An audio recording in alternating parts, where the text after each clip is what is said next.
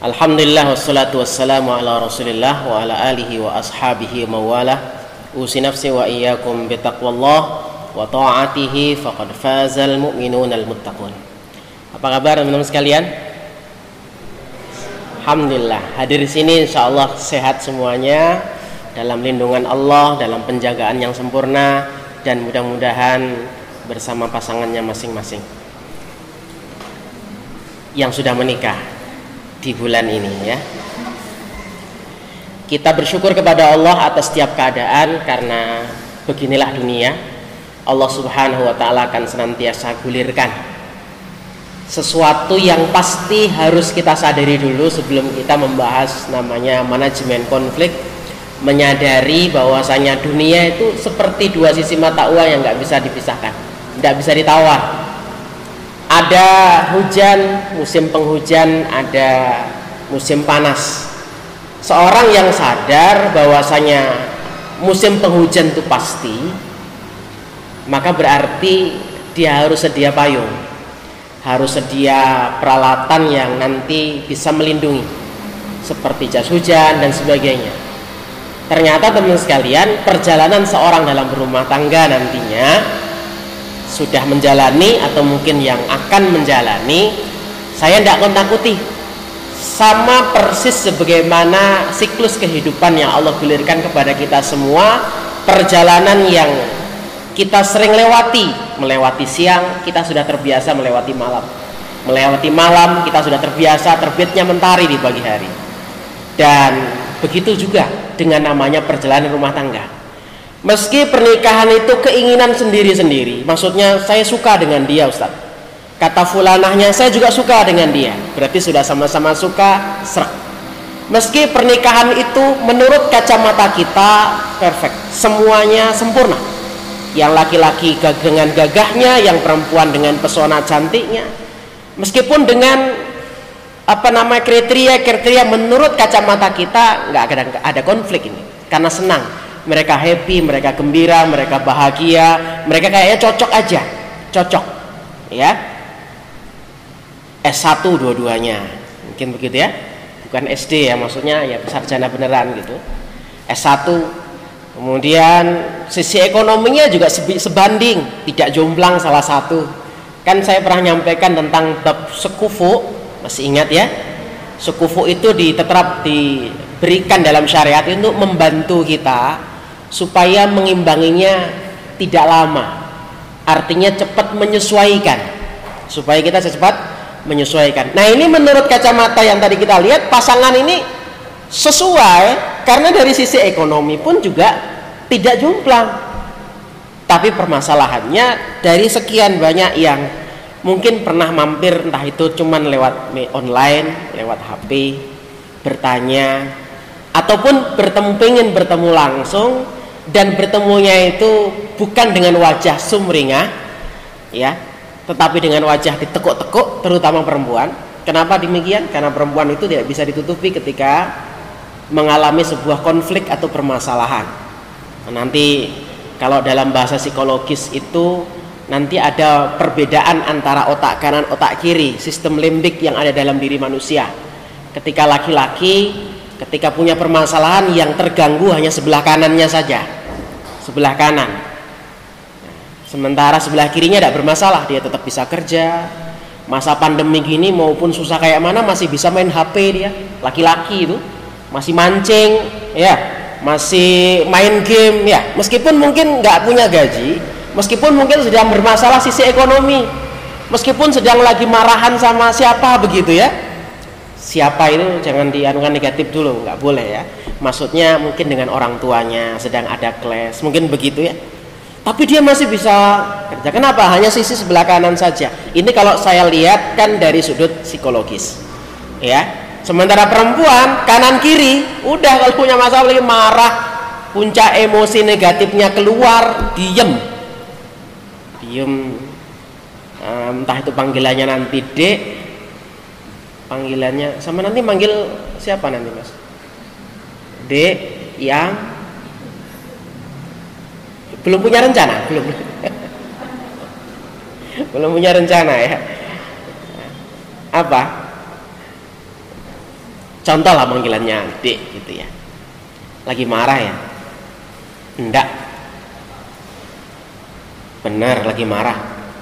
Enggak. Nah, begitu perempuan. Ya.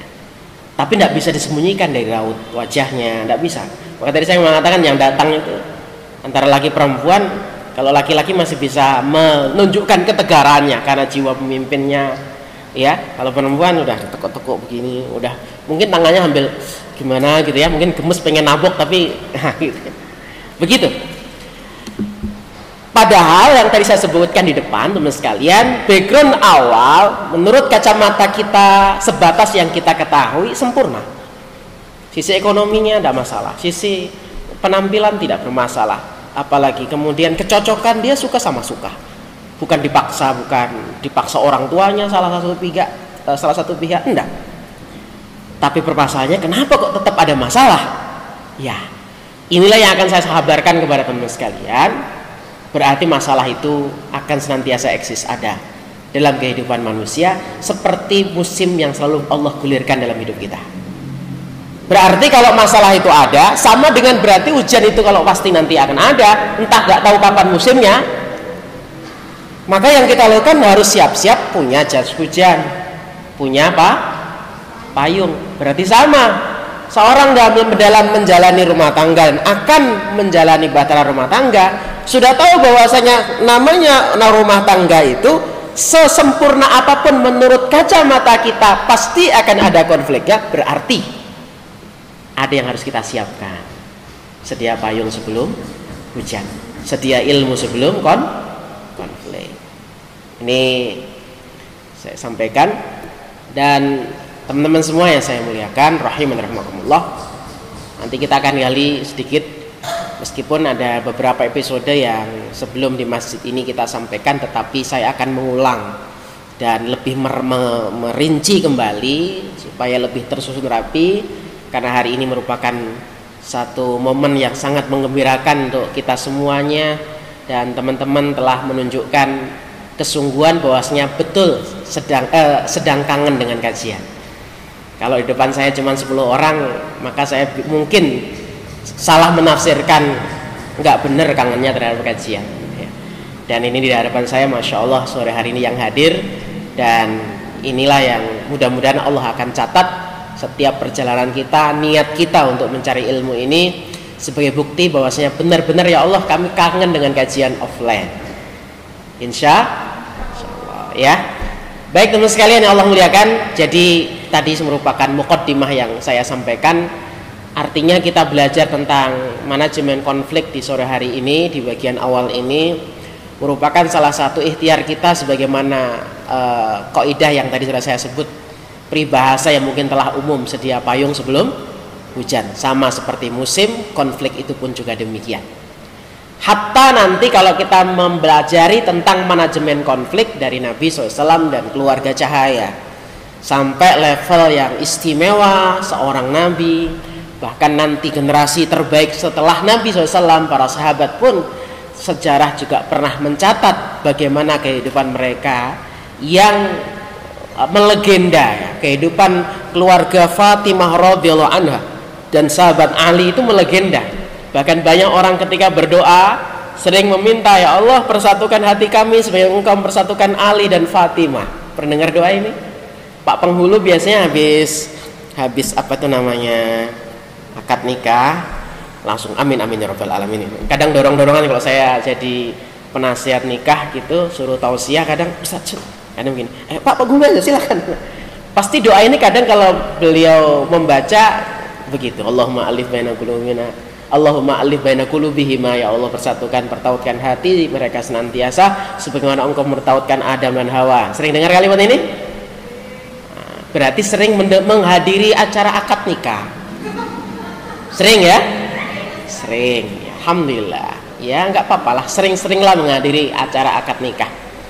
Ya, mudah-mudahan bukan sekedar menghadiri dan mengucapkan, tapi suatu saat kita dihadiri oleh saudara-saudara kita, teman-teman sahabat kita, insya Allah. Yakin apa enggak? Ya, husnudzon sama Allah ya, insya Allah. dan aku, kata Nabi Yakub, nggak akan pernah kecewa dengan permintaanku ya Allah. Pokoknya minta yang baik kepadamu ya Allah. Walam akun bidu'ai rabbi saqiya. Aku nggak akan pernah kecewa ya Allah. Ini kalimat yang menjadikan Nabi Zakaria dikasih anak. Menurut hitungan manusia mustahil, menurut hitungan manusia susah, ya kan? Wasta'ala ra'si sayba, rambutku beruban ya Allah. Tulang-tulangku sudah lemah. Ya, kita lihat, hafalin doanya itu di surah Maryam ayat awal. Ya, cari kalimat yang tadi saya sebutkan. Walam akun bidu'ai rabbi saqiya ya Allah. Pokoknya aku minta yang baik ya Allah. Aku nggak akan pernah kecewa dengan apapun yang kau berikan nantinya. Pokoknya aku minta aja. Tugasnya pokoknya minta yang baik, terus husnudzon sama Allah. Ya, yakin ya, insyaallah ya. Baik, teman sekali ya Allah muliakan. Jadi materi kita sore hari ini sedia payung sebelum hujan. Loh, kok beda Ustaz? Ya sama lah ya. Kita belajar ilmu supaya kita nanti siap menghadapi. Tadi saya mengatakan keluarga istimewa yang melegenda seperti sahabat Ali dan Fatimah itu pun juga pernah dilanda kondisi yang hari ini kita bahas. Artinya seistimewa sebuah keluarga pun pasti akan ada episode ujiannya itu ada. Apa sebab? Pertama, kita sadari ini pernikahan manusia. Ya. Jadi yang sudah belajar bagian 1 bagian 2 insya Allah sudah ada gambarannya yang saya sampaikan. Manusia itu pasti punya perbedaan. Jangankan laki dan perempuan, jadi perbedaan jenisnya sudah jelas berbeda. Sama jenis pun, tapi pasti karakter bisa berbeda. Betul ya? Meski dia terlahir dari rahim yang sama, kembar siam sekalipun, karakternya beda. Ini kita sadari dulu. Jadi kenapa kok ada konflik? Kenapa kok bisa ada konflik? Ya, karena kita keluarga manusia. Kalau disebut keluarga manusia itu, maka pasti Allah titipkan dalam setiap masing-masingnya, baik laki maupun perempuannya, pasti akan ada namanya syahwat. Syahwat itu nanti yang ada ammaratun bisu. Wah, itu yang nanti kalau meluap-luap bahaya, itu bisa piring terbang di mana-mana itu. Ammaratun bisu, nafsu ammarah. Ya. Nanti ada yang masih labil. Ya, dan ini saya sampaikan terutama kepada akhwat dan juga kepada ikhwan supaya nanti nggak terlalu kaget. Jadi kalau ketemu hari baru sedetik kemarin tadi dia memeluk saya, contoh begitu ya, sedetik tadi, habis itu sedetik itu mungkin langsung berubah ekspresinya. Kamu harus habis berpelukan, mungkin buka HP-nya, ada WA nyasar mungkin begitu ya. Langsung berubah ekspresinya, ya, meskipun itu perlu penjelasan, gitu kan? Tapi namanya ammarah tadi itu ya seperti itu. Kadang setan selalu membisikkan. Saya pernah menceritakan hadis Nabi SAW, bagaimana ketika sore hari itu setan itu berkumpul ke bosnya yaitu iblis, ya kan? Sangat masyhur riwayat ini. Semua ditanya, ma fa'alta, apa yang kalian telah lakukan? Fa'altu kada wa kada, saya telah melakukan ini dan ini hari ini. Maksudnya saya telah menggoda orang ini, membuat dia nggak sholat, saya membuat orang itu dia marah-marah, saya membuat orang itu enggan melakukan kebaikan, saya terus mengajak orang maksiat. Oke. Tapi ketika ada satu iblis, satu setan yang bercerita, hari ini aku telah memastikan meninggalkan pasangan suami istri yang mereka bercerai. Jadi aku tungguin, aku bisik-bisikin, aku panas-panasin, aku kompor-komporin sampai farriqu bainal mar'i wa zawji. Terpisahlah suami istri ini. Itu yang kau lakukan. Sini. Disuruh maju dia. Kemudian ada mahkota penghargaan yang diberikan. Nikma iblis anta. Gak ada orang kan di sini ya? Gak apa-apa saya tunjuk ya. Nikma iblis anta. Sehebat-hebatnya iblis kamu. Berarti apa? Penghargaan tinggi bagi iblis itu ketika menggoda manusia, salah satunya keluarga sampai bercerai. Jadi konflik kecil dipanas-panasin. Ya, itu. Jadi namanya syahwat itu ada dalam diri manusia. Kalau tidak ada berarti kita keluarga malaikat, dan tidak. hari ini yang saya berbicara dan teman-teman yang ada di hadapan saya semuanya manusia. Coba lihat kanan kirinya. Insya Allah ya. Coba dipegang, dingin nggak tangannya? Oh, nggak boleh ya? Ya, manusia ya, manusia. Baik, berarti ada syahwatnya. Ada syahwatnya. Syahwat itu bisa ammarah bisu, bisa lawamah, labil dia, bisa mutmainnah, bisa nah, nantilah ujung dari pembahasan konflik. Nanti ujungnya nggak tahu pertemuan keberapa, tapi nanti ujungnya solusi puncak dari konflik itu masalah hati. Kalau dua-dua pihak itu pingin memang islah, perbaikan, mau kayak manapun cara menyelesaikannya, insya Allah cepat selesai. Tapi kalau kedua belah pihak hatinya sudah pingin berpisah beneran, nggak ada yang mau maafkan, nggak ada yang mau nerima kesalahan, mau apapun solusi yang diberikan, mau kiai yang didatangkan untuk ngasih nasihat, doain sampai mohon maaf berbusa, mau mungkin didatangkan penengah hakim yang menurutnya adil banget, mau dikasih apapun itu bukti-bukti supaya dia itu tidak meragukan lagi pasangan masing-masing. Demi Allah sekalian, demi Allah, tidak akan bisa kembali bersatu kalau hati masing-masing tidak mau atau tidak punya niat untuk memang berbaikan. Jadi nanti kuncinya nanti di sini nanti. Tapi itu di ujung kita bahas. Jadi tadi karena kita manusia, beda jenis pasti pula beda karakter. Apalagi biasanya beda jenis, beda karakter, beda pendidikan bisa nggak memicu? Bisa, karena inilah kenapa dalam bab sukufu itu bukan tidak boleh beda pendidikannya, ya boleh bukan tidak boleh, cuman kadang kalau puncak emosi ini yakin nggak sudah punya pengendali yang benar, jangan-jangan dia remnya masih belum diservis. Jadi seperti yang pernah dijelaskan oleh Ustadz siapa biasa sering nyampaikan, Ustadz Salim Afillah, beliau menyampaikan kalau seorang itu bersatu, contoh beda pendidikan ini, khawatirnya kalau remnya belum diperbaiki, rem emosinya, manusia kan punya syahwat tadi ya, itu kalau belum diservis, gak rajin diservis, nanti ada terapinya itu, servisnya dengan cara apa? Karena mangkok hati itu isinya selalu ada dua, ada takwa, ada fujur, fa'alhamaha fujuraha wa taqwa. Wah, itu mangkoknya cuma satu, makanya qallaba yuqallibu, bolak-balik. Tergantung kita sering isinya dengan apa, takwa atau fujur. Kalau takwa, contoh bulan Ramadan nih, kan ujungnya la'allakum tattaqun, berarti setelah Ramadan harapannya isinya takwa semua ini. Habis Ramadan jadi orang baik, itu harapannya. Karena isinya takwa. Kecuali Ramadannya nggak ngisi takwa, Ramadannya ya maksiat ya jalan, ya puasanya jalan, ya makanya ini sama, tetap kotor habis Ramadan. Isinya hati manusia kan begitu teman-teman. Fujur takwa, fujur bawaannya fisik, bawaannya jasad ini, bawaan tanah air mani itu, pembentukan jasad itu fujur. Ya, makanya kalau fujurnya dibentuk dari makanan haram, tambah nakalnya itu anak. Kalau istri hamil, suaminya nyarikan makanan haram, hati-hati, anak akan tambah liar karena dia tumbuh dari daging yang haram. Maka yang sudah bakatnya memang dosa,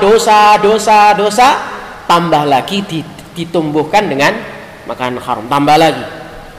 Nah itu teman sekalian, ini diri kita. Kalau ini nggak bisa diservis, artinya nggak selalu kita isi dengan takwa.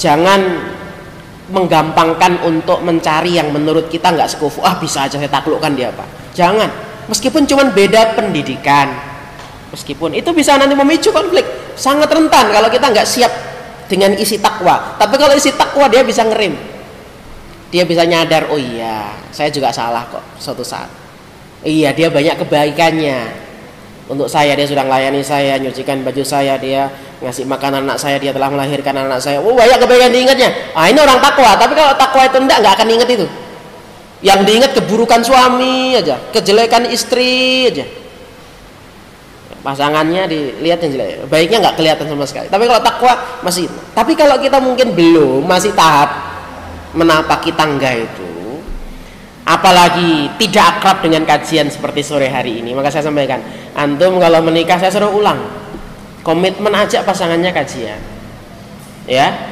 Apalagi kalau ketemunya di masjid ini, yang satunya kajian di sebelah kanan, satunya kajian sebelah kiri, masya Allah. Pulang bisa sharing catatan, bisa tanya diskusi. Tadi Ustadz kok ngomong gini ya, nanti kalau begini nanti kita tanyakan lagi, enak jadinya. Nanti komitmennya begitu ya. Jangan sampai setelah habis nikah yes lulus, seakan-akan tidak akan ada ujian, padahal dia baru start, mulai akan menghadapi episode uji. Dan kadang itu yang nggak kita sadari, sudah akhirnya muter-muter kemana-mana, mentok akhirnya ke Ustadz lagi. Ustadz, saya mau curhat. Loh, setengah tahun ini kemana kok nggak kelihatan di kajian? Kan sudah nikah Ustadz. Berarti tujuan antum ngaji di sini salah. Kan ada orang tujuan ngaji supaya nikah, ada itu, ayo jujur, ya, supaya nikah supaya dapat jodoh. Akhirnya kalau nggak dapat jodoh, berhenti dia ngaji. Dan begitulah niat teman-teman. Dia akan langgeng seiring apa yang diniatkannya. Kalau yang diniatkannya membuat nggak langgeng, nggak langgeng. Maka luruskan niat. Jangan sampai datang ke sini cuman pengen cari jodoh. Ya, nanti kalau sudah dapat jodoh, nggak kesini lagi. Jangan. Nah, nanti saya lihat absennya nanti ya. Yang sudah nikah datang lagi nggak ini ya. Baik, teman-teman sekalian yang Allah muliakan, rahimanahumullah. Jadi apa namanya? Manusia itu karena punya syahwat, itulah yang nanti akan bisa mendorong orang kalau tidak terkontrol kepada keburukan. Makanya tadi cari yang sekufu. Kalau enggak bisa tapi harus ekstra.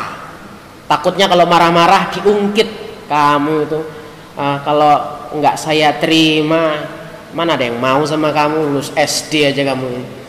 Direndahkan pasangannya karena lulusan SD, yang satunya S1.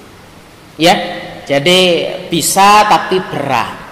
Kalau tidak siap ya jangan pilih yang mungkin ya sebutkan saja kriteria. Saya cari yang sama-sama diploma, sama-sama S1. Tidak apa-apa, atau mungkin saya nggak masalahkan mungkin dia kuliah enggak, yang penting. Nah, itu nanti dicatatkan aja. Berarti dia sudah siap menerima meskipun tidak sarjana, gitu ya. Baik, teman sekalian. Jadi bisa jadi beda pendidikan. Beda pendidikan, apalagi kalau sudah beda pendidikan terkait masalah bab agama. Karena agama itu merupakan cara pandang. Cara pandang menghadapi sesuatu. Ini paling penting saya sampaikan.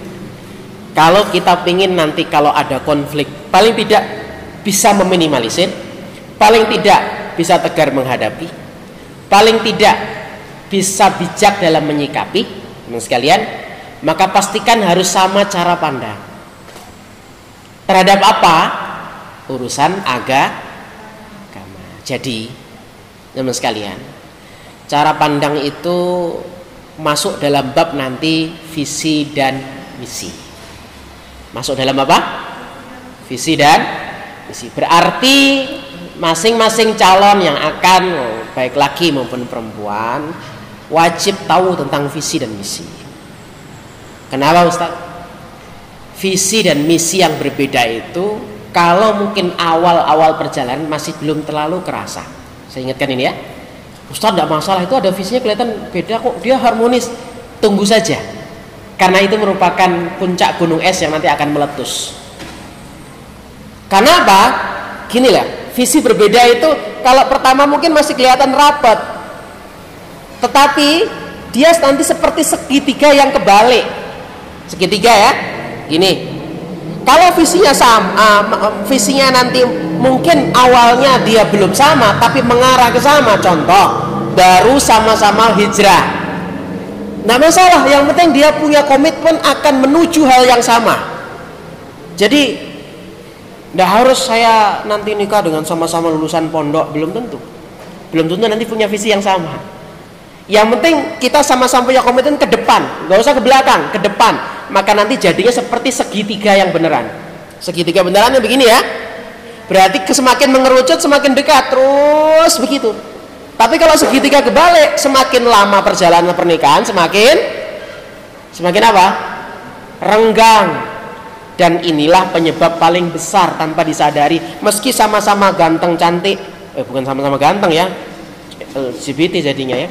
Maksudnya satunya ganteng, satunya cantik gitu ya. Sama-sama tingkat pendidikan, nah ini baru betul. Sama-sama ekonominya, status sosialnya, oke sama. Tapi kalau cara pandang kita beda, terutama masalah agama, ini pemicu paling besar konflik. Pemicu terbesar konflik. Jadi cara pandang yang beda. Oke. Saya contohin masalah cara pandang sekalian. Cara pandang suaminya, contoh dunia. Cara pandang menyikapi dunia. Maksudnya orientasinya itu dunia. Satunya sang istri orientasinya, cara pandangnya sudah beda karena dia orientasinya akhirat. Di mana letak perbedaan yang paling gampang dirasain? Coba ya, kita muhasabah pelan-pelan. Yang suami dunia, yang perempuan akhirat. Perbedaannya apa? Orang yang orientasi dunia, dia akan fokus kepada apa yang dirasa sekarang. Saya ulangi, seorang yang orientasi dunia, maka dia akan fokus terhadap apa yang dirasakan sekarang, temporer. Dunia kan temporer ya. Pokoknya gimana makan enak, rumah enak, mobil enak gitu ya. Pokoknya enak semua ya. Orientasinya. Oke. Orientasi akhirat, maka dia bukan orientasi kepada apa yang dirasakan sekarang, tapi apa yang nanti kelak dihasilkan. Beda kan? Beda. Sehingga yang di sini bisa sabar, meskipun mungkin belum makan, tapi caranya yang penting halal. Kenapa? Karena dia fokus bukan yang dirasakan sekarang, tapi dia fokus apa yang didapat nanti. Bisa dipahami perbedaannya? Nah dari sini pun akhirnya nanti bisa sering kelahi. Mosok hidupnya saya, yang penting sekarang tuh punya HP bagus, punya laptop bagus, punya motor bagus. Tuh temenku tuh punya beli motor itu 50 juta. Masa yang penting apa yang kita sekarang nikmati lah. Ngapain pikir panjang-panjang? Nah itu dari sini aja muncul konflik. Ya, cara pandang berbeda. Makanya teman sekalian yang Allah muliakan, rahimani rahimakumullah, Nabi Lut dan istrinya, Nabi Nuh dan istrinya, sekali lagi mereka pasangan yang istimewa ya. Akan tapi setelah cara pandang berbeda ya, cara pandang itu bisa jadi sejak awal, bisa jadi berbelok di tengah jalan. Nah ini ya, makanya untuk menjaga cara pandang supaya istiqomah itu nggak bisa kalau kita nggak menjaga kesuburan iman. Jauh dari kajian, jauh dari silaturahim ya, nggak pernah minta nasihat, nggak pernah mendoakan temannya, nggak pernah saling minta, saling didoakan ya. Itu berat teman sekalian, karena setiap jalan manusia yang mendaki, jalan kita ke akhirat itu kan mendaki, yang turun itu cuma jalan ke neraka.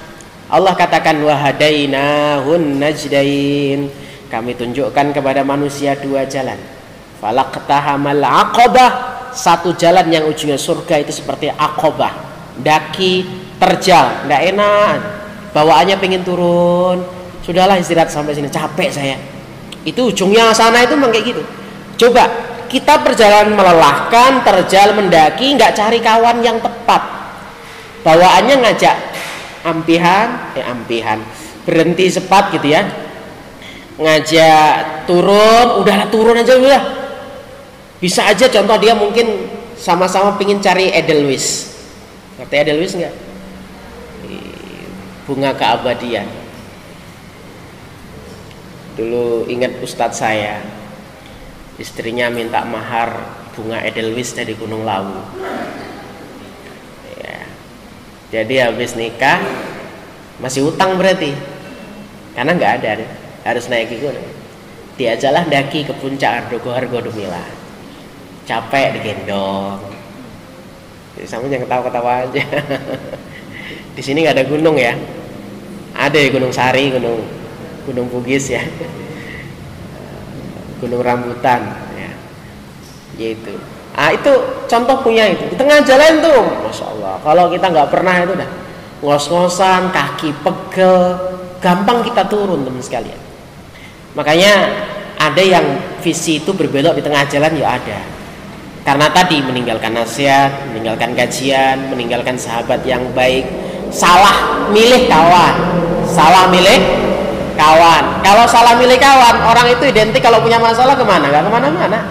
Ke siapa yang menurut dia nyaman, dan biasanya kawan yang sudah jadi qarib. Jadi bahasa Indonesia karib. Ya, qarib pakai huruf qaf, artinya dekat. Jadi bahasa Indonesia karib, maksudnya dia lengket plek gitu ya. Kalau yang itu kita curhatin salah orangnya, meskipun itu karib kita, yang terjadilah keluar kalimat-kalimat penyesatan dari para konsultan palsu. Udah nggak usah dipikirin, udah bawa happy aja, udah kita apalah maksiat apa begitu ya, udah tinggalkan itu. Nah, inilah kita akhirnya berbelok. Awalnya sudah punya visi tapi kita tinggalkan itu, bisa berbelok di tengah jalan. Maka saya ulang kalimat ini, habis nikah jangan tinggalkan kajian, ya. Jangan tinggalkan teman-temannya yang dulu sering ingatkan kepada kebaikan. Ya, kenapa? Kita harus deketin karena temannya mungkin sudah menyadar diri, oh iya dia ada suaminya, nggak enak kalau takut ganggu waktunya atau apa. Kita yang deketin yang sudah menikah, ya, gitu ya. Baik, teman sekalian kan jadi tadi salah satu penyebabnya banyak ya, mulai dari perbedaan jenis, kemudian perbedaan karakter, perbedaan pendidikan, perbedaan juga visi. Ini yang saya sebutkan paling besar ya. Kemudian perbedaan karakter ini teman sekalian, garis besarnya adalah terkait bab akhlak ya. Manusia itu saya sampaikan, antum tidak bisa request kepada Allah, saya minta karakter ini, minta dicetakkan karakter ini gitu ya. Setiap manusia itu lahir bawa karakter tobi'i, nasbi itu memang dari sononya. Orangnya kalau ada apa-apa itu to the point, tidak bisa ditutup-tutupi, negurnya langsung. Ada orang yang punya karakter disimpan aja, diempes gitu ya, takut untuk menyampaikan. Ada yang seperti itu ya. Ada orang punya karakter itu dia sebagai provokator. Macam-macam orang itu punya karakter. Nanti kita lihat teman sekalian yang memuliakan, di dalam bab akhlak Islam, makanya sebelum menikah ini penting masing-masing untuk mempelajari tentang tema-tema akhlak. Akhlak itu teman sekalian yang paling nyata, yang nanti akan dirasakan terkait masalah keharmonisan. Akhlak apa coba? Yang nanti antum akan rasakan terkait masalah keharmonisan, dan itu bisa meminimalisir konflik. Akhlak ucapan berarti belajar bab apa? Komunikasi, bab ucapan. Tuh, berarti PR itu cari. Kedua, bab apa? Tindakan, perbuatan. Mulai dari body language kita, bahasa tubuh kita, ya, itu bisa merekatkan hubungan, bisa menjauhkan. Karena ada orang kalau sudah kasar itu nggak ada yang suka. Coba saya tanya sebelah kanan saya, suka orang kasar nggak? Tuh, sepakat tidak. Berarti di sini kalau ada kasar-kasar segera diamplas ya. Saya diamplas hatinya, dilembutkan hatinya. Kalaupun itu memang bawaan, maka jadilah seperti Umar bin Khattab radhiyallahu anhu. Kasar menjadi tegas, beda ya. Kasar dan tegas itu beda, ya. Kasar dan tegas itu beda. Kenapa beda? Umar bin Khattab kelihatan tegas, tetapi dia di belakang dalam rumahnya dengan istrinya, kalau istrinya sedang dia mendengar. Tidak sebagaimana yang dibayangkan. Wah, ini sahabat Umar pasti temperamen ini. Tidak. Jadi kalau kita punya sifat yang kelihatan seperti itu, pelajarilah profil dari sosok sahabat Umar bin Khattab. Para sahabat itu bertanya, saya heran, sampai itu kalau di rumah dengan istrinya kok diem. Kenapa? Saya masih ingat waktu dulu menyampaikan di teman-teman sekalian, ada beberapa yang diingat dari istrinya, sehingga kalau itu marah itu yang kebayang-bayang. Fa innaha radda'ah liwaladi. Saya kalau istri marah itu kebayang bagaimana susahnya istri saya nyusui anak-anak saya. Wa innaha khabbazah li khubzi. Dia sering membuatkan saya roti buat snack gitu ya. Wa tabbahah li ta'ami. Beres urusan dapurnya. Istri saya itu, pokoknya saya lapar, hajatnya laki-laki itu sekalian. Ini untuk perempuan.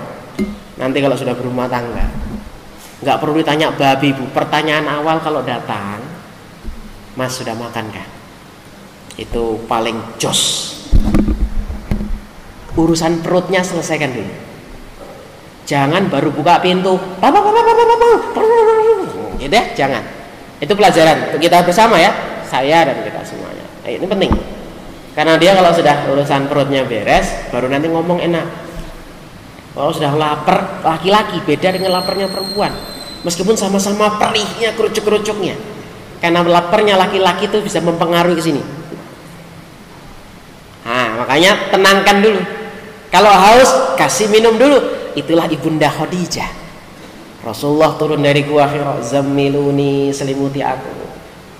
Hari ini pemicu konflik karena sikap itu yang salah. Dimana kita kalau ada permasalahan dari salah satu pihak, langsung tutup poin. Cerita dong sekarang. Suami lagi ngelempar tasnya, wah, sepatunya dilepas pakai kaki, tidak pakai tangan, itu tanda berarti ada masalah tuh. Biasanya kan pakai sepatu pakai tangan gini kan, ngikat tali, ngelepasnya juga pakai tangan, duduk manis gitu ya. Ini ada yang lepas sepatunya udah ditendang-tendang gini, gitu ya, lempar pulang, habis itu merebahkan sambil menghela napas panjang. Jangan ditanya, Mas, ada apa? Cerita dong sekarang. Kan saya kalau ada masalah juga cerita. Ini berarti menyamakan. Saya pernah cerita bahas ini kan, perbedaan laki dan perempuan. Nah itu teman sekalian, perilaku. Berarti bab tema akhlak. Bisa menyenangkan maka meminimalisir konflik. Tidak menyenangkan perilaku kita memicu konflik. Jadi belajar komunikasi, belajar bab ini ngomong. Oke, akhlak nih ya. Kemudian apa lagi yang ketiga? Di antara bab akhlak yang bisa menjadikan kita harmonis dan meminimalisir konflik, yang ketiga adalah penampilan. Jadi belajar komunikasi, ngomong ya. Ngomong gimana ya? Oh, ini tipikal istri saya ini masih baper. Contoh. Jadi tak ketahui dulu. Oh, kalau dia tipikal baper ini berarti saya sebelum ngomong mikir dulu nih. Nanti dia bawa perasaan kayaknya. Meskipun nanti perempuannya masalah baper juga ada babnya juga, pelajarannya, ada temanya. Gitu. Yang ketiga tadi apa? Akhlak namanya penampilan namanya akhlak. Berarti mulai sekarang itu dirinci terkait masalah itu, penampilan. Laki-laki harus belajar penampilan. Perempuan juga harus belajar. Bukan untuk ulang luar ya. Bukan untuk foto di Instagram, enggak. Tapi untuk di hadapan pasangannya. Saya contohin, mohon maaf ya, nggak boleh tersinggung, nggak boleh tersinggung. Sebelah kanan saya, siapa yang suka laki-laki bau ketek? Sebelah kiri, Pak kiri. Siapa yang suka perempuan bau ketek? Nggak ada saya gitu. Berarti mohon maaf ya, nggak boleh tersinggung karena ini perbaikan semua. Kalau kita merasa masih itu yang kita rasakan, berarti itu kita cari solusinya. Contohnya, kenapa?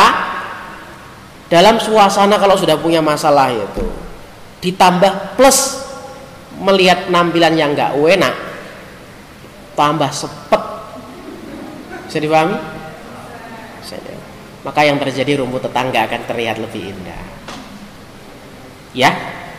Jadi teman sekalian, sahabat yang Allah muliakan, jadi belajar bab itu penampilan.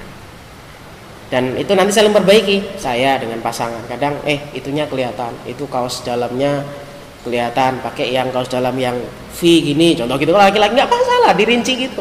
Dan nanti saling ingatkan sama pasangan. Kalau pakai baju batik itu kan kerahnya ini, sampean nggak cocok kalau kerahnya itu diikat sampai atas, contoh begitu ya. Nggak apa-apa. Sambil berjalan, ya sambil berjalan. Kenapa? Karena kalau senang melihatnya, itulah yang disebut Nabi sempurnanya pribadi seseorang yang layak dijadikan pasangan. Apabila datang kepada seorang di antara kalian punya dua kriteria, satu baik agama, dua baik akhlak. Apa? Baik agama, baik akhlak. Maka nikahkanlah segera kalian. Kalau tidak maka akan terjadi fitnah. Apa yang dimaksud baik agama dan baik akhlak? Baik agama berarti terkait bab yang tadi, visi misi. Baik akhlak berarti terkait tiga tadi. Apa tadi? Komunikasi berarti babnya lisan. Dua, perilaku, sikap ya. Kemudian yang ketiga, penampilan. Dah terima kalau dapat seperti ini. Ya, terima dapat seperti ini. Orangnya jaga kebersihan, orangnya rajin sikat gigi mungkin begitu ya. Ya, jangan sampai saat datang lamaran ada kulit lombok di sininya ya. Jadi kedatangan saya di sini. Nah, kadang lihatnya sudah nggak enak gitu. Ya, ini teman sekalian, jadi itu ternyata pemicu terbesarnya. Ya, ketidaknyamanan sikap. Ya, akhirnya ini bab akhlak penting banget untuk terus digali. Makanya bab akhlak itu tema yang nggak akan pernah habis dipelajari teman sekalian. Jadi terus saja. Saya sudah hatam kitab ini Ustaz, tema akhlak. Belajar aja, cari kitab akhlak lain. Ya, nanti bisa minta referensinya. Akhlak apa saja.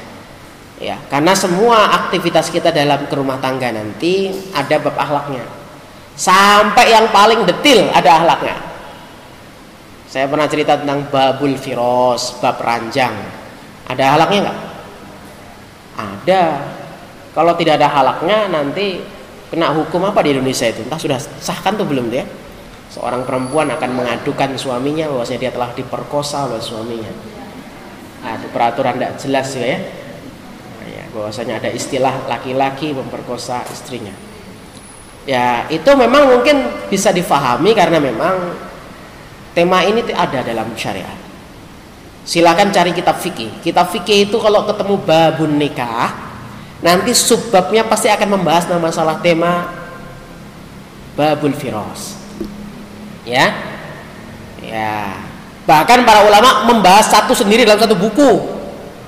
Contoh Tuhfatul Arushin. Ya, siapa yang punya bukunya? Mahkota Pengantin. Ada, kan? Itu bahkan sampai membahas di online pun, kajian di YouTube juga banyak membahas kitab itu. Kenapa? Karena itu tema akhlak. Meskipun kelihatan biasa, masalah terkait masalah biologis itu jangan diremehkan. Saya sering mengatakan ketika awal pernikahan itu masing-masing dalam bab ini sudah mulai merintis. Merintis itu yang dimaksud gimana? Karena ini terkait masalah nanti kita akan sampai pada episode itu, gitu ya. Contoh, mulai dari hari ini mulai mengatur menu. Untuk apa? Boleh dari untuk kualitas rahim, untuk kesuburan, ya kan itu nggak bisa bim salah bim teman-teman. Sehingga yang menunya tiap hari soto, bakso, kari ayam tapi mie semuanya, mie rasa soto, mie rasa bakso, maka segera dirubah dikit. Harus dijadwalkan, apalagi kalau sudah bekerja ada gajinya, list kapan saya beli buah, meskipun satu biji tidak masalah. Beli apel satu, kenapa masih jomblo pak? Kalau ditanya penjualnya, kok satu mbak? Ya apa-apa, yang satu lagi belum ada yang saya kasih gitu ya. Siapa tahu ditawari sama yang palik buahnya, sebenarnya saya sudah 2 tahun menduda mbak, saya nggak mau duda pak gitu ya. Ya ini contoh aja ya. Jadi di list, bukan berarti untuk perempuan aja sekalian, karena namanya bab itu bab yang hari ini juga bisa memicu pertikaian yang cukup banyak. Konflik besar itu tak aja selalu masalah ekonomi. Masalah bab keturunan, mulai dari tertunda mendapatkan, mulai sudah dapat tetapi mungkin kualitasnya tidak sesuai yang diinginkan, itu juga menjadi salah satu penyebab. Mungkin kita oke-oke aja, enjoy jalaninya, tapi pertanyaannya kan kita ini makhluk sosial, nggak hidup sendiri. Ada orang tua, ada mertua, ada kawan, ada sahabat. Apalagi kalau ketemu pertanyaannya itu terus, sama kayak jomblo. Kalau pertanyaannya ketemu mbak, sudah kapan? Itu paling sebel kayaknya ya. Nggak tahu bener apa enggak ya. Sebelah sini aja ya, kalau ini nggak pernah ditanya kali ya. Kalau laki-laki nggak pernah ditanya, sudahkah? Kapan undangannya? Mungkin laki-laki nggak perlu memikirkan itu karena beda. Karena tadi saya sebutkan, dia kalau ada masalah otak kanannya saja yang terserang, otak kirinya tetap enjoy. Kalau perempuan enggak. Ya, pertanyaan yang paling dihindari, bahkan gara-gara menghindari pertanyaan itu mending nggak usah datang. Kadang opsi itu yang dipilih biasanya perempuan, takut nanti ditanya lagi. Ya. Ada yang sering pengalaman? Banget ya. Baik, teman sekalian Allah muliakan, jadi perbaiki itu. Laki-laki juga. Jadi ilmu tentang itu harus dicari, nggak usah belajar ke barat, nggak usah. Ya, ada alasan saya harus belajar ini Pak untuk keharuman, akhirnya carilah film-film coklat itu ya. Itu nggak perlu. Dalam Islam itu lengkap teman sekalian. Para sahabat saya mengatakan tidaklah Nabi itu meninggalkan kami kecuali pasti semua telah benderang dijelaskan, hatta sayap ekor burung yang terbang pun sudah ada keterangannya gitu. Apalagi masalah yang sangat penting yang punya pengaruh dampak keharmonisan dan juga bisa meminimalisir konflik tadi. Bab urusan kamar, bab urusan ranjang, ya dipelajari. Hari ini apa? Jadi ngerti. Saya mencontohkan, saya pernah ketemu beberapa kasus. Saya tanya, mohon maaf bukan nggak boleh tersinggung, karena semua orang itu Allah kasih sebab ujian. Kenapa? Mohon maaf ketika masalah bab anak ada yang tertunda. Kan masing-masing nggak boleh kita vonis sama. Oke? Ini yang saya contohkan, yang saya pernah ketemui saja. Memang ada yang sudah ikhtiar macam-macam. Oke. Ada yang mungkin dia tidak ikhtiar karena menutup diri dari pengetahuan, nggak searching, nggak tanya, nggak banyak silaturahim, nggak apa dan sebagainya. Pokoknya jalani aja, menganggap itu nggak masalah versi dia, padahal lingkungannya menurutnya masalah, menurut bapak ibunya masalah karena pingin ngomong cucu, menurut mertuanya bermasalah, menurut teman-temannya juga demikian. Akhirnya yang salah satu merasa terbebani, yang satu merasa enjoy aja, kan jadi nggak harmonis jadinya. Karena yang seakan-akan itu beban hanya pada satu pihak, yang satunya merasa nggak beban, padahal bisa jadi penyebabnya dari ini yang nggak merasa beban. Nggak boleh. Contoh apa kesehatan yang bisa mengaruhi itu? Nanti cari. Kalau memang kita hari ini masih merasakannya, ada terapinya kok hari ini. Ada terapinya hari ini. Insya Allah dicari, insya Allah ada. Dan khusnudzon kepada Allah itu bukan berarti akhirnya kita berhenti, enggak. Terus saja, karena kita nggak ngerti di pertemuan keberapa dengan orang kita dapat solusi, di pengobatan keberapa yang kita lakukan sebagaimana Nabi Zakaria tadi. Pokoknya aku nggak pernah kecewa ya Allah, nggak pernah berhenti usaha, nggak pernah berhenti minta sama Engkau yang baik-baik. Walam akun bidu'ai Rabbi syaqiya. Saya menyatakan tadi ya, ada seorang laki-laki, kemudian apa kendalanya apa? Nggak tahu Ustaz. Kok nggak tahu gimana? Saya tanya, antum ngerti masa subur nggak? Nggak tahu. Mungkin antum saat berhubungan dengan istri pas tidak di masa suburnya. Loh kan saya kerja di lokasi, ya kan bisa dihitung. Kapan pas ketika saya pulang ini di masa subur istri saya tuh enggak. Oh gitu ya Ustaz? Ya ternyata ada yang tidak tahu. Kalau nggak tahu, bisa tanya istri, mungkin istri yang sudah belajar. Kadang ada yang gengsi tanya sama istrinya, Dek, tahu nggak masa subur? Tahu, kenapa nggak bilang? Kadang istri yang ngasih tahu masa subur itu begini, hitungannya gini. Itu poin yang kelihatan sepele ya, tapi bisa punya pengaruh, teman sekalian. Bisa punya pengaruh masa subur. Nah, jadi kalimat saya itu sudah dicatat. Nanti PR, saya nggak mudeng masa subur, berarti segera searching, entah itu tanya ke orang langsung atau mungkin banyak literatur yang sudah tersebar di, itu boleh tanya masa subur ya. Kemudian mohon maaf ya, saya menyampaikan ini bukan karena ini tabu, enggak, ini bukan tabu, karena dalam Islam diatur. Saya contohkan bab ini dalam bab firasat sebenarnya, ini bukan tabu, saya harus menyampaikan karena banyak yang memang ini menganggapnya tabu, akhirnya nggak mau cari tahu, cuek, akhirnya ya jadi masalah. Saya contohkan, banyak orang terpengaruh dengan satu riwayat yang belum tentu jelas tentang hadis malam Jumat. Yo, siapa yang suka juga memanas-manasi kawannya, malam Jumat, sering dengar ya itu? Kalau orang suami istri, konotasinya langsung ke sana. Malam Jumat, kok mati? Habis malam Jumat mati ini ya. Ada ketekannya? Enggak. Oh dari sana ya. Nggak ada sabotase kan? Baik, kita lanjutkan ya. Mumpung ada sensor. Oh kalau live streaming nggak ada sensor ya. Ini ada mic-nya. Jadi contoh malam itu, kan riwayatnya kan nggak jelas. Ada sampai memotivasi temennya, padahal dia jomblo, motivasi temennya udah nikah. Itu sama kayak bunuh satu Yahudi gitu. Itu riwayat dari mana contoh gitu? Dicari. Padahal Nabi SAW itu menyebut contoh siapa yang menjadikan istrinya mandi junub di pagi hari, kemudian dia segera berangkat ke masjid untuk Jumatan.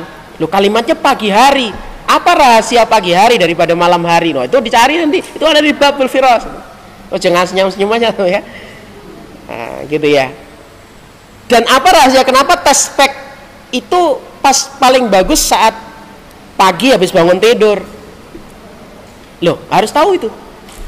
Nah, itu kita cari. Jadi bukan tabu lagi. Bukan tabu. Tapi itu ada episode yang nanti kita juga akan sama-sama bisa lewati insyaallah. Jadi teman sekalian yang Allah muliakan, rahimani rahimakumullah. Jadi terkait tentang masalah bab itu harus mulai dicicil mulai sekarang. Kalau mungkin targetnya semakin cepat, berarti kita harus melakukan percepatan lagi. Kalau tidak tahu, segera jangan malu untuk tanyain. Tidak apa-apa. Tanya sama saudaranya, sudah pengalaman, sudah anaknya berapa, begitu ya. Tidak masalah. Dan itu bukan hal tabu. Bukan hal tabu lagi. Kemudian teman sekalian, ini jam 5. Pertanyaannya sudah masuk belum? Di mana dia? Mungkin itu yang ditumpuk di dekat HP itu.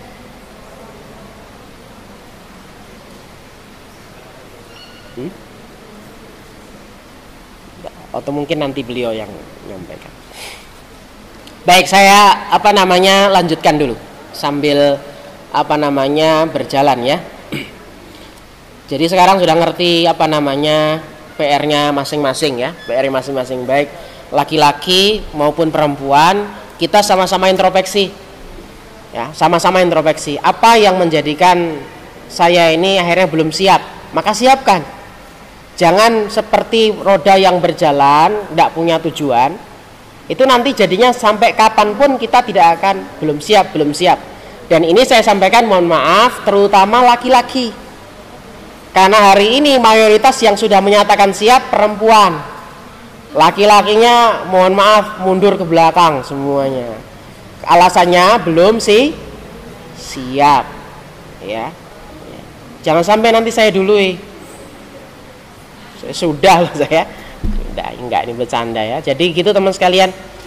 Jadi kita harus sama-sama melakukan percepatan. Ya, gitu. Yang berikutnya, ini bagian akhir saya menyampaikan. Ada beberapa pertanyaan yang beberapa waktu lalu masuk terkait tentang masalah, Ustadz, saya ini melanjutkan apa enggak ya? Ini tema yang lain dari konflik. Cuman penting di akhir kajian sore hari ini saya perlu sampaikan, dan ini sangat penting. Saya sangat penting sekali menyampaikan ini. Terkait materi yang dulu pernah saya sampaikan tentang lika-liku pernikahan.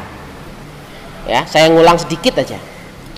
Bahwasanya banyak hari ini kita sendiri yang membuat lika-liku perjalanan nikah itu sulit tanpa kita sadari. Pernikahannya memang berliku, tapi nggak seberat apa yang kita bayangkan.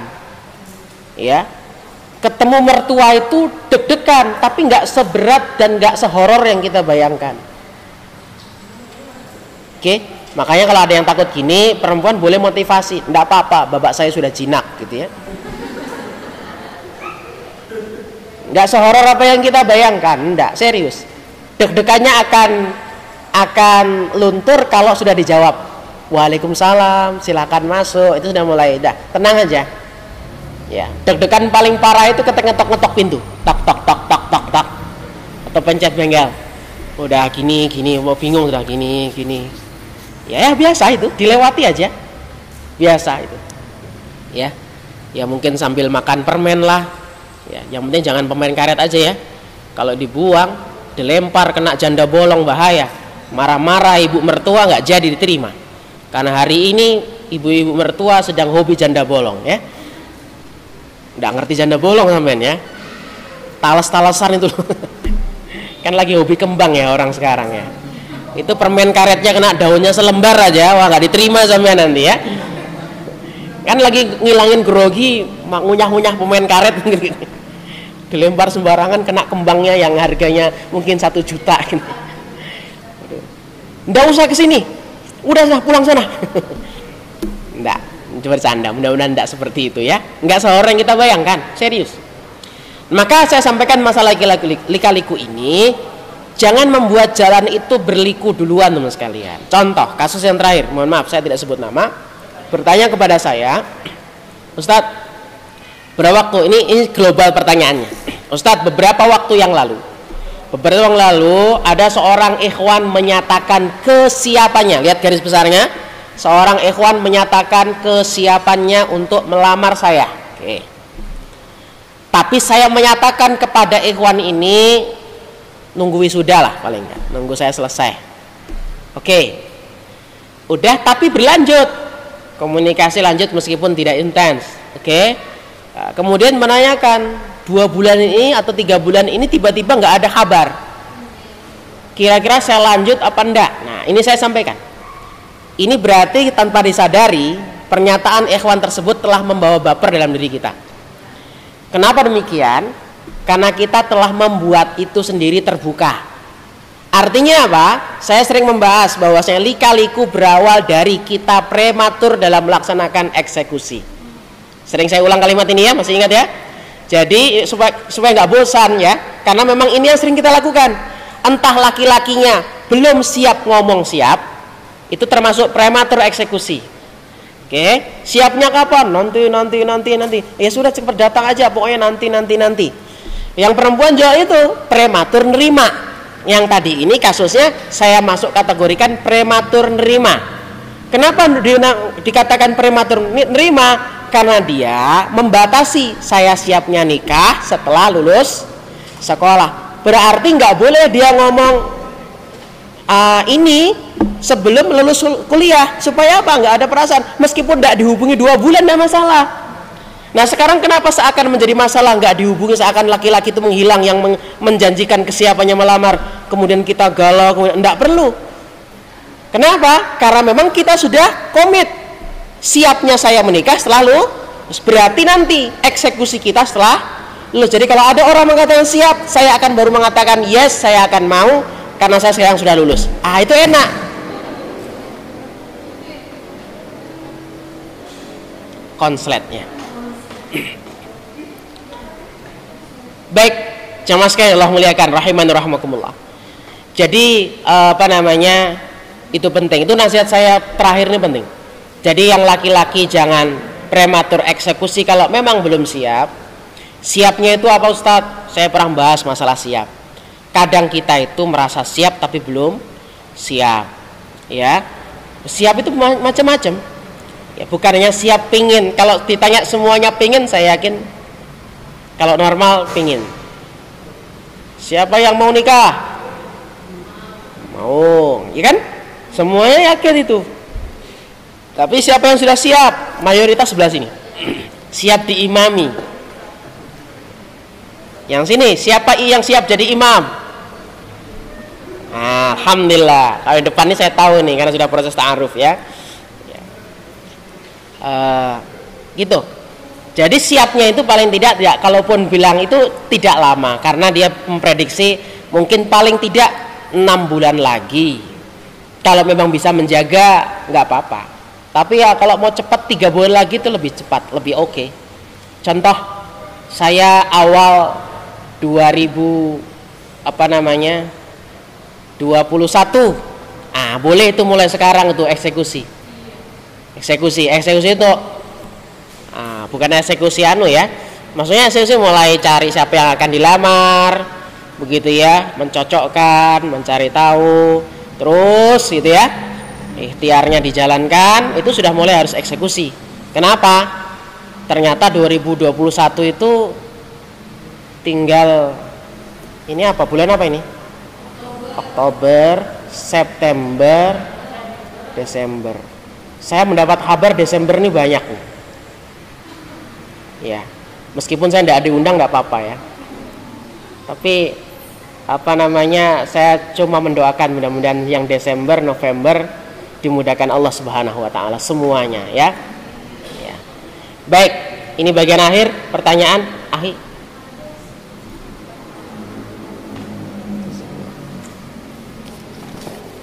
Yang saya jawab sekarang bisa sekarang, kalau tidak di kesempatan berikutnya.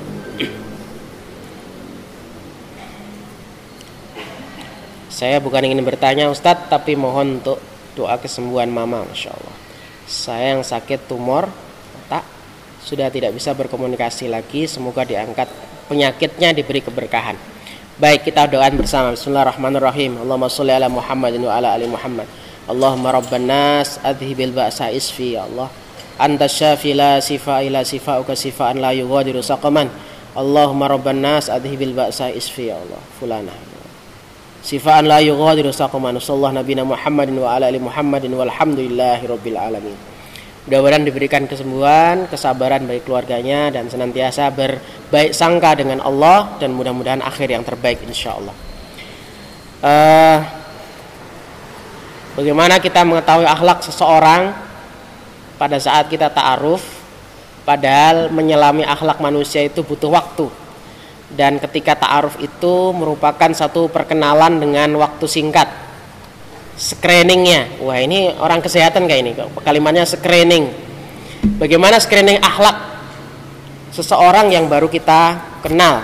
Saya sepertinya pernah menyampaikan tentang tema ini, melihat seorang itu baik itu sisi agama dan akhlak itu tolak ukurnya yang pertama adalah hablum minallahnya ya. Maka pertanyaannya bisa dilihat sholat. Kalau laki-laki sholatnya di mana ya, dia sering bolong-bolong tidak sholatnya. Kenapa? Karena Nabi mengatakan madhayyaha fawa, sahabat Umar ya, madhayyaha fawa lima siwah adya. Siapa yang meremehkannya, maka untuk selain sholat maka dia akan lebih meremehkan. Kita akan diremehkan karena dengan sholat saja yang hubungan dengan Robnya, dia meremehkan sholat.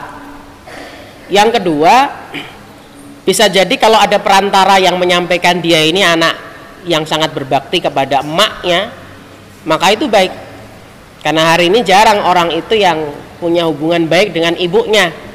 Karena biasanya anak-anak itu hari ini, dan saya negur teman-teman laki-laki, sesibuk apapun itu harus dekat dengan ibu. Harus dekat dengan ibu. Kenapa? Karena hari ini salah satu perilaku akhlak yang tidak boleh kita ikuti dan tidak layak untuk jadi pemimpin tatkala dia lebih sibuk dengan hobinya sendiri di masa remaja. Jadi pribadi akhlak yang baik itu meskipun punya hobi, dia tetap ingat maknya. Ada orang kalau sudah punya hobi itu kerja sudah ninggalkan maknya, Sabtu Minggu nggak pernah ngiburan maknya. Sabtu Minggu ya kerjaannya cuman touring, cuman motoran, cuman mancing, bukan tidak boleh, tapi sekali-kali ajak jalan lah maknya itu. Nah, kalau ada laki-laki yang masih peduli seperti itu, meskipun dia punya hobi tapi masih peduli akhlaknya, maka hubungan dengan ibu itu contoh tanda akhlak baik. Karena langka, hari ini langka. Kebanyakan orang laki-laki nanti hobinya terus. Kalau itu nanti antum jadikan pemimpin, nanti siap-siap Sabtu Minggu sering ditinggal. Sabtu Minggu sering ditinggal. Ya insya Allah saya ajak Ustadz. Ya lah kalau diajak. Tapi tidak enak sama kawan saya, karena istri saya jilbabnya gede. Teman saya kan tidak ada jilbabnya gede, ditinggal juga akhirnya kita. Udah, jadi bukan berarti nggak boleh punya hobi. Oke? Boleh, silahkan, hobi yang positif silahkan, tapi tetap ingat keluarga. Ingat keluarga. Maka salah satu perilaku akhlak yang baik, selain dia hablum minallah, catatannya baik nggak sama ibunya. Itu benar. Dari mana? Bisa jadi perantaranya yang kita cari tahu. Ya, dia perhatian dengan orang tuanya, dia perhatian dengan adik kakaknya, ya. Nah, itu penting. Kemudian yang berikutnya dengan anak kecil, ya, dengan anak kecil.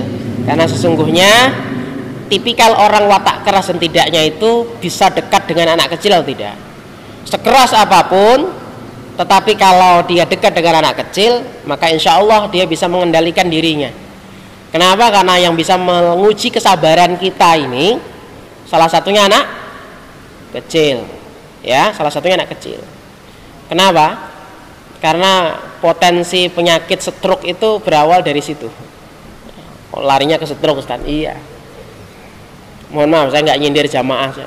Ada jamaah kalau ada di masjid itu pasang awas anjing galak. Oi, lari-lari, kamu.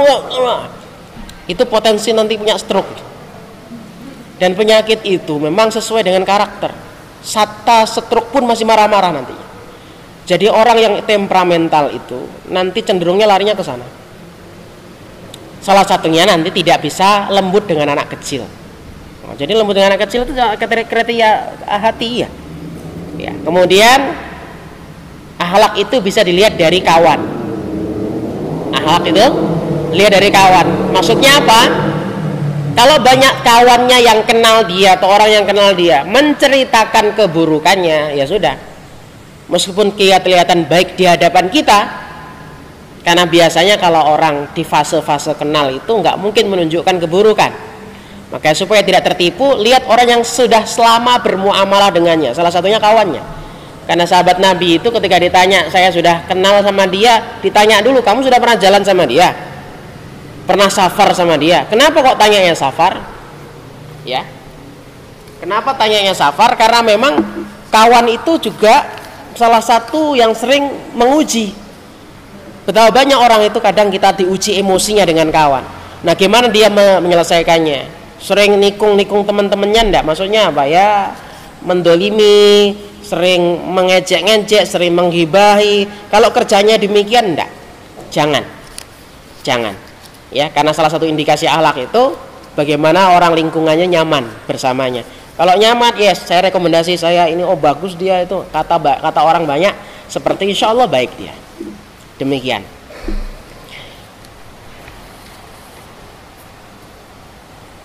Saya akhwat ingin bertanya bagaimana cara menjadi menantu yang baik bagi mertua. Satu judul sendiri Bu, Mbak ini ya. Jadi gimana cara menjadi menantu yang baik, itu satu tema kajian sendiri ya. Nah, ini sekilas aja. Cara tips menghindari konflik dengan mertua.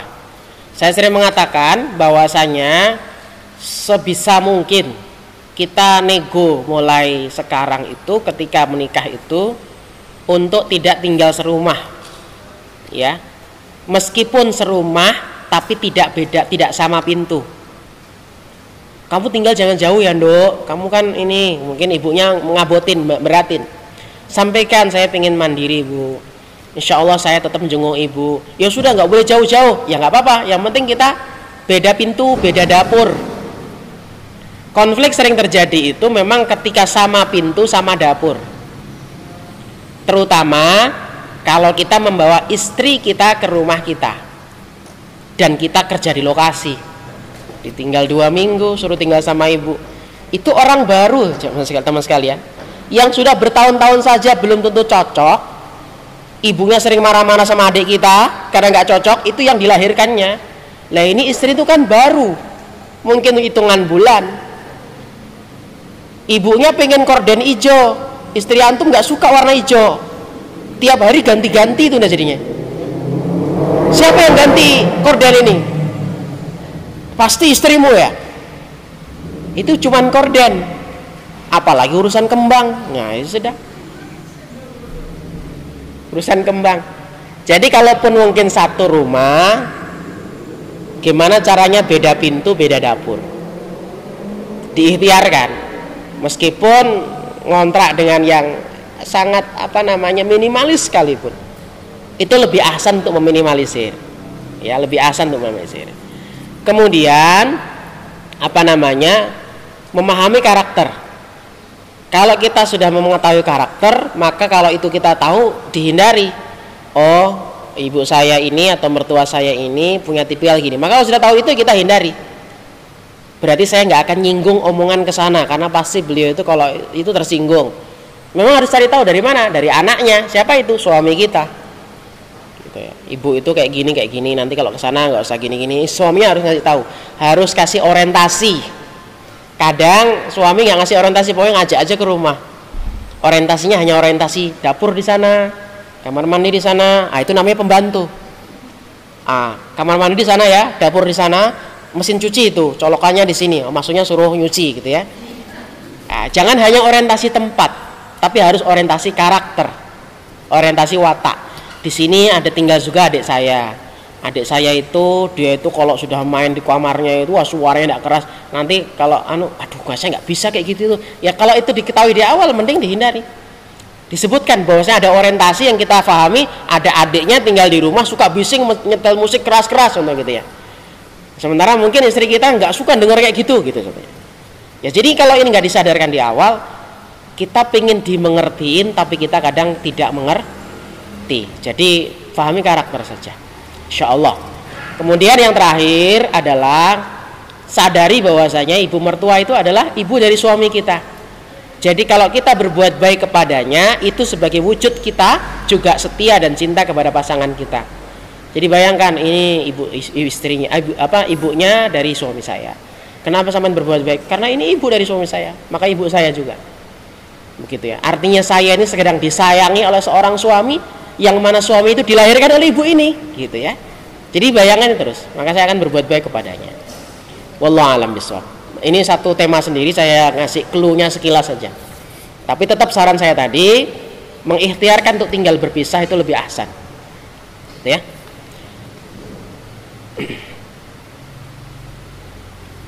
Jangan yang keluar topik dulu ya, dilewati dulu. Bagaimana cara mengingatkan diri sendiri untuk tetap istiqomah, mengingatkan diri sendiri. Teman sekalian, diri sendiri ini diingatkannya cuma dengan 3 saja. Rasa takut, rasa harap, rasa cinta. Karena kalau kita tingkatkan rasa takut kita, maka rasa takut kita itu akan menjadikan kita terminimalisir berbuat dosa. Jadi berarti tugas fokus kita teman sekalian supaya istiqomah itu juga meningkatkan takut, meningkatkan harap, meningkatkan cinta. Enggak akan orang tuh berhenti melakukan kebaikan ya selama dia masih ada cinta. Tapi kalau cinta itu hilang, dia akan berhenti. Maksud di sini cinta kepada siapa? Kepada Allah yang syariatnya kita istiqomahi. Karena tidak ada kata yang berat diucapkan oleh para pecinta, tidak ada amal yang berat. Maka mereka membuat sebuah gambaran gunung tinggi akan kudaki, lautan luas ku seberangi, meski semua itu adalah pret semuanya ya. Iya, suruh berenang aja mungkin belum bisa gitu kan. Tapi ya itu istilah gambaran betapa mereka itu akan melakukan segala hal kalau itu atas nama cinta. Gitu ya. Jadi berarti yang kita tingkatkan supaya istiqomah, gimana supaya rasa takut saya tambah, rasa harap saya tambah, rasa cinta saya tambah. Lewat mana ya Ustaz? Karena rasa takut itu pasti ingatkan. Contoh Ibrahim bin Adham itu pernah ditanya oleh seorang anak muda, Syekh, saya ini pengen berbuat maksiat susah mengendalikan, gimana mengingatkan diri saya? Udah. Jadi ketika beliau mengajarkan rasa takut, salah satu clue-nya gimana? Boleh, kata siapa tidak boleh kamu bermaksiat? Boleh, kata Syekh ini Ibrahim. Loh kok boleh? Iya, tapi cari tempat yang bukan buminya Allah. Monggo, kamu mau ngapain di sana silakan. Itu meningkatkan rasa takut. Kenapa? Rasa takutnya mengatakan tidak ada sejengkal di bumi kecuali nanti akan bersaksi. Bumi akan ngomong. Yauma idin tuhaddisu ahbaroha. Jamaah, kalau tadabbur surat Al-Zalzalah, idza zulzilatil ardu zilzalaha, itu salah satu menumbuhkan rasa takut. Kenapa? Yaumadin tuh hadis abaro, dimanapun kita maksiat, di tengah hutan berduaan di atas motor, yaumadin tuh hadis ahbaroha, bumi namanya melawai akan ngomong, dia ngapain di pojok situ. Itu menunjukkan rasa takut, kan mengingatkan diri, nggak ada orang lain, orang lain itu bisa kita tutup kuping nih, omongannya kita bisa tutup nih, ya dari sini aja. Kalau rasa takut itu udah hilang, maka seorang ayah akan dolim kepada anaknya. Rasa takut itu ulang, pemerintah itu dolim kepada rakyatnya. Rasa takut itu menjadikan orang itu berbuat jelek semua. Tapi kalau punya rasa takut, dan itu harus dipupuk. Gimana mupuknya itu bab sendiri. Meningkatkan rasa takut salah satunya tadabbur ayat, tadabbur alam. Ya, lihat kebesaran Allah. Ya, sampai meresep di sini, oh iya, saya ini kalau bilang sentil satu debu masuk sini buta. Kalau Allah bilang ranting jatuh ke mobil kita celaka. Rasa takut terus dibangun. Allah itu ala kulli syai'in qadir, sampai membangun kita. Oh iya, kita ini nggak kuasa kalau Allah nggak berkehendak. Oksigen jadi beracun di telinga kita. Virus terbang kemana-mana meskipun proteksi tebal nempel. Rasa takut dibangun. Supaya apa? Oh iya, saya berarti berlindungnya sama Allah aja ya. Saya ini nggak ada apa-apanya. Kalau Allah mengatakan nempel, nempel. Oh iya, ya Allah lindungi kami ya Allah. Rasa takut kan? Akhirnya muncul istiqomah tiap hari zikir pagi sore. Orang nggak akan istiqomah zikir pagi sore kalau nggak ada rasa takutnya. Kenapa dia istiqomah pagi sore zikir?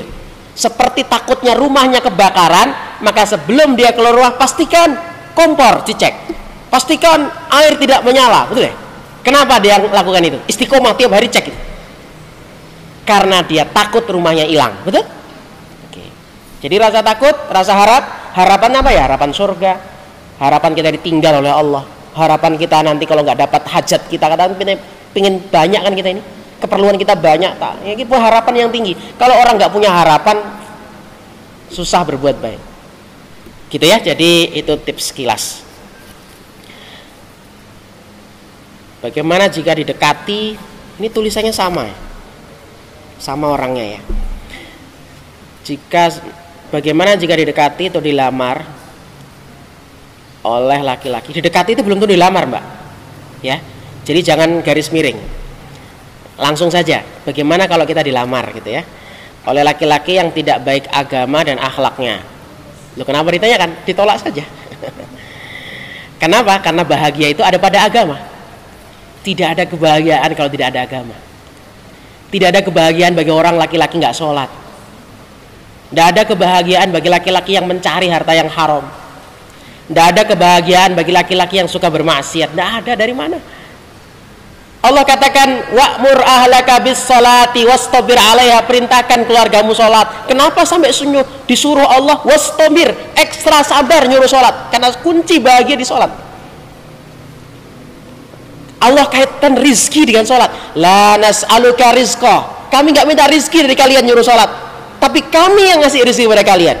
Berarti bermasalah rizki yang bisa menghadirkan ketenangan. Kalau nggak salah, ya tolak saja, gampang, nggak ada bahagianya.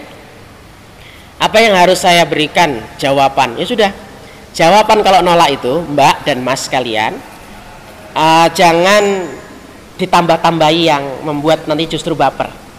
Terutama jawaban kepada ikhwan. Ikhwan itu baper dalam bab ini. Saya sampaikan kepada akhwat, kalau menolak ikhwan, mudah-mudahan nggak yang di sini. Kalau yang di sini insya Allah terima aja nih. Insya Allah orang baik semua ini. Depan saya ini. Mudah-mudahan. Amin.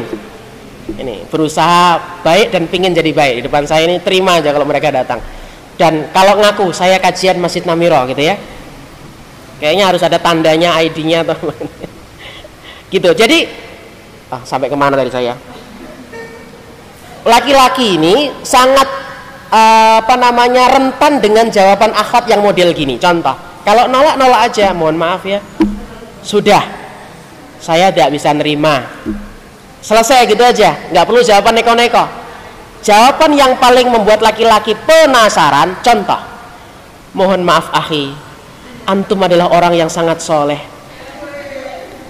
sepertinya saya tidak layak untuk menjadi pasangan antum. Itu tambah dikejar terus itu. Jangan menambah. Ini saya katakan pada akhwat, kalau nolak jangan kayak gini. Biasa aja, tolak aja. Dan laki-laki jangan terlalu menggelitik kalau ditolak. Apa sih alasannya? Please tell me. Kenapa? Saya takutkan antum geblak pingsan ketika terus terang perempuannya. Udah, kalau ditolak aja, cari yang lain. Introspeksi, cari yang lain, daripada antum dibilang antum sih, mohon maaf ya, disebut fisik lagi, naudzubillah ya.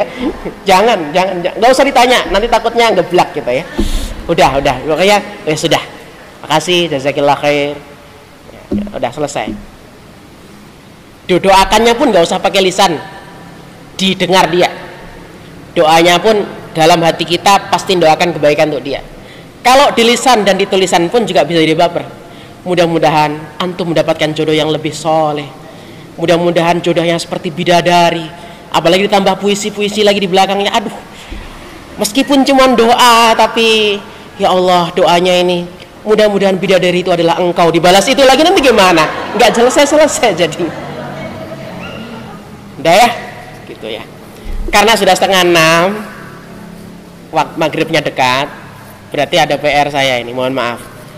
Nanti di pertemuan berikutnya ya, jangan marah. Yang belum terjawab, insya Allah di pertemuan berikutnya, insya Allah mudah-mudahan Allah Subhanahu Wa Taala selalu meridhoi kita, dan salah satu bentuk keridhoannya senantiasa menjaga kita melindungi kita dari segala macam mara bahaya, memudahkan urusan kita, jodoh kita, rezeki kita, pasangan kita, soleh dan solihin semuanya, insya Allah.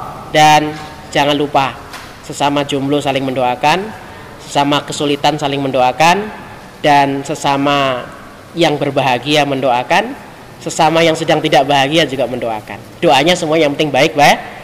Saling mendoakan, ketemu di langit yang sama, siapa tahu jodohnya di sini semua. Kenapa nggak ada yang amin ya? Nggak mau jodohnya di sini, nggak usah jauh-jauh, nggak usah cari di lapangan Merdeka, nggak usah jauh-jauh. Udah. Bahkan saya itu menganjurkan kalau sudah berkeluarga nanti punya anak-anak, saya menganjurkan yuk besanan yuk, nggak usah jauh-jauh. Itu ajaran Nabi. Ajaran Nabi itu nggak usah cari-cari ke luar Masjid Nabawi. Siapa yang punya anak belum menikah, satunya lagi siapa yang anak mau pengen nikah, jadi ketemu langsung. Itu lebih mudah. Kayak hari ini tradisi silaturahim itu jangan diputus. Jadi kalau punya adik, kakak, lihat temennya belum nikah, kalau memang itu orangnya baik, segera. Nggak apa-apa, nggak usah jauh-jauh, nggak usah orang jauh-jauh, ya. Kalau perlu dalam kota Balikpapan, di kota Balikpapan saja, alhamdulillah. Harapan perempuan kadang lebih menyenangkan dalam satu kota kayaknya ya. Karena saya baca beberapa biodata itu kayaknya pingin dalam kota. Oke? Meskipun di puncaknya ada yang rela. Saya pasrah Ustadz, mau di mana saja saya dibawa ya. Ada juga sampai dari gitu ya. Tapi mudah-mudahan ini tidak putus asa gitu ya. Kita akhiri dengan kafaratul majlis. Subhanakallahumma wa bihamdika asyhadu an la ilaha illa anta astaghfiruka wa atubu ilaik. Mohon maaf lahir batin. Assalamualaikum warahmatullahi wabarakatuh.